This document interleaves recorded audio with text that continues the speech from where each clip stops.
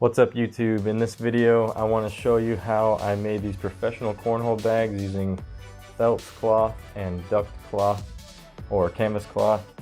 You can see here there are no seams around the whole bag, and I used plastic pellets to fill it. And you want to get some help. You're going to cut 7 by 7 inch squares, and you're going to mark a 6 by 6 inch square inside of that 7 inch square so that you have a line to use as a reference for sewing. So in the end it should be a 6 by 6 bag basically. I cut an inch off or so on the corners. As you can see here, I used this print and transfer paper I got from Walmart to try to put a design on one of the sides of the bags. And I do not recommend using this stuff. As you can see, it didn't really turn out that great. I would recommend using maybe a screen print or just ordering the cloth with whatever design already printed onto it. So getting started with sewing, you're going to start on one corner. You're going to want to back stitch, and I used a very tight zigzag instead of sewing a double, instead of going back and sewing around twice. So it's a really strong stitch. And I went all the way around the bag, leaving that one corner unsewn. This way I can flip the bag inside out. So as you are sewing this, you want to make sure that the bag is essentially inside out while you're sewing it, and you're sewing a 1/2 inch from the edge. So once you've sewn all the way around, like I said, you're going to leave a little hole. This way you can flip the bag inside out. The bigger the hole is, obviously, the easier it's going to be to flip inside out. I kind of made this a little small. As you can see, I really struggled getting it inside out. But the reason I made the hole so small is because you're going to have to hand sew the last little section that you leave unsewn by the machine.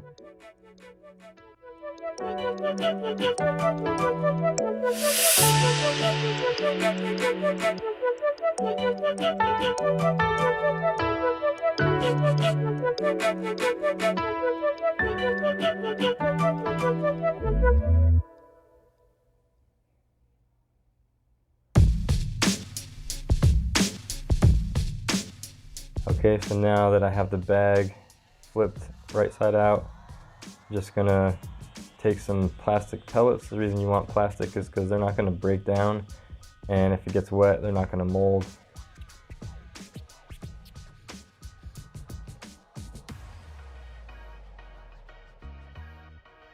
So you want to fill it up to exactly 1 pound, and like I said, this last little corner here, you're going to have to hand sew this, and you're using what's called a ladder stitch or a hidden stitch. And I'm using orange thread in this demonstration just to show you, just so you can have a better visual of what I'm doing. But if you're going to do this, you want to use the same color thread as the cloth, so either blue or black in this case. And then you're just going to tie a knot at the end of the thread. You can see it's doubled up. I put a couple knots because you want to make sure that it doesn't come through the bag. And you're going to stick the needle from the inside of the bag going to the outside. And you're going as close as you can to the end of the sewn section.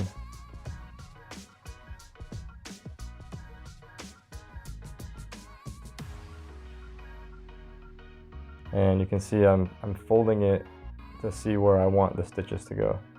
So like I said, from the inside to the outside, you're just going to push it all the way through, pull the thread all the way through so that that knot is hidden on the inside. And if you tie the knot closer to the edge, you can just shove in that excess.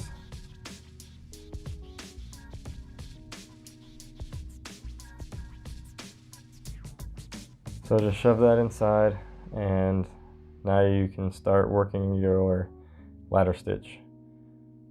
So you're going to make your folds, and the ridge of that fold is where you're going to go back and forth on each side. So since I started on the blue side, I'm going to go to the black side, and I'm just going to literally go in and right back out. about 1/8 of an inch, or if you're not from the US, about 3 millimeters.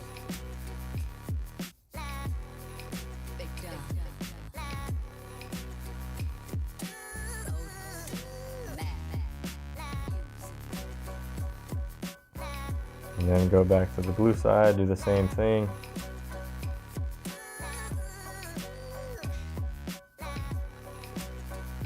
And then you're just going to repeat this until you make it all the way back down to the end.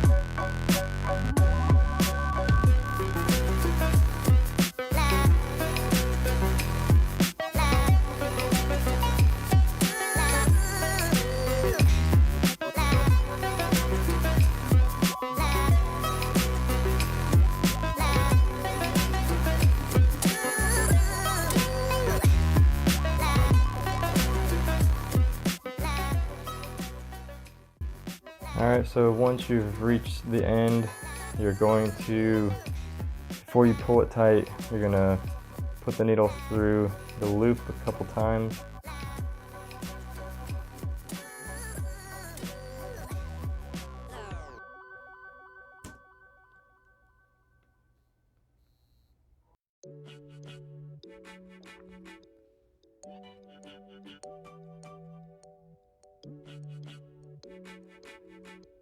Alright, so once you've put the needle through the loop a couple times, you're going to cinch down the knot at the very end. And then you're going to take your needle. In the video here you see that I had to cut the thread and then had to re-thread the needle. You don't have to do this, just leave the needle attached how it is, and then take the needle and then push it down through the bag right next to where that knot is at the very end. And then you're just going to push the needle out of the bag in any random area, and then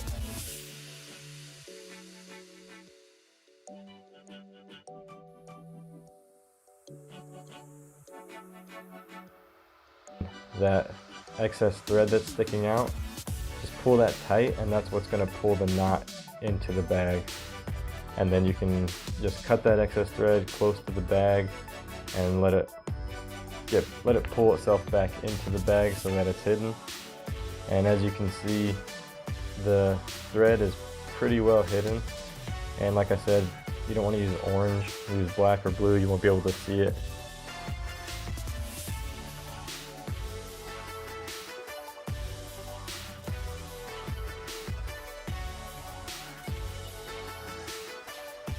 And the reason I use duck cloth and felt is sometimes when you're playing this game, once you start to get a lot better at it, you're going to learn that sometimes you want the bag to slide and sometimes you want it to stick. So in this demonstration I'll show you how well the duck cloth slides versus the felt. Sometimes you want the bag to just land right on the board and not slide. Say you're at 20 points and you have to get exactly 21 to win. You don't want it to accidentally slide into the hole. So you'll want to throw it with the felt side down, that way it just sticks to the board right away. And sometimes you want to block the other opponent, and so you want to use the felt side so that it's harder for them to move your bag. So thanks for watching. Alright, I'm out.